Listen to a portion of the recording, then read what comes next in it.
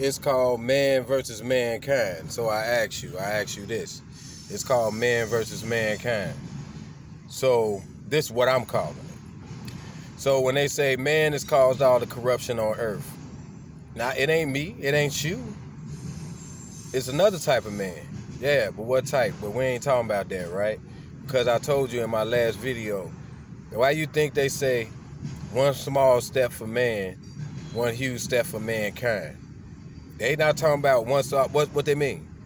If one small step for man, meaning this is a small step for man, whatever that step was, because it definitely wasn't what they showed you. So whatever small step for mankind, one small step for man, one huge step for mankind. That means man has done it, lost his technology, and made a small step to getting it back, or made a step in a direction. This is a small step. Why is it a small step? Because it ain't nothing to a giant. Now, to mankind, it's a huge step, because mankind are the derivatives of man. That's why in Genesis, like I said in my last video, said let us make man, and then came Adam and Eve. Adam and Eve represents mankind. That's why when they said that, they said one small step for man, one huge step for mankind, because they were talking about two separate motherfuckers. They were talking about it, and they always do. And this is just me telling you. So when they say who's responsible for the destruction on this plane, in this area we so happen to live in, these continents that they subject us to, that they say it's only 7 of them. And we don't know, because nobody's been around to know. And if you try to fly too far around, they're going to get the military to escort your ass out.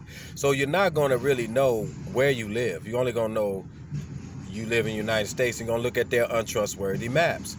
No map is to be trusted because it's not consistent. It's videos that I could put in the link that I need to make another video to put videos in the link to show you how these maps aren't consistent. So basically, you don't know the real estate you live on. You don't know the land that you inhabit. You just know you live here. That is that's almost like an example of you living on somebody else's shit. Because when you living on somebody else's shit, you don't really know what's going on. You just know you living. And the person that you living under, they know what's going on. But you don't. You just a civilian, just a person living. So this is why I say when you look in Genesis, in the first part of Genesis, this is why they telling you this, that this real estate is not yours. That's why you don't know everything. That's why you won't know anything about this world as far as what you need to know. You will constantly be distracted before you can even naturally try to process anything. You're going to be distracted by violence. You're going to be distracted by the media. You're going to be distracted by everything but natural ability to figure things out.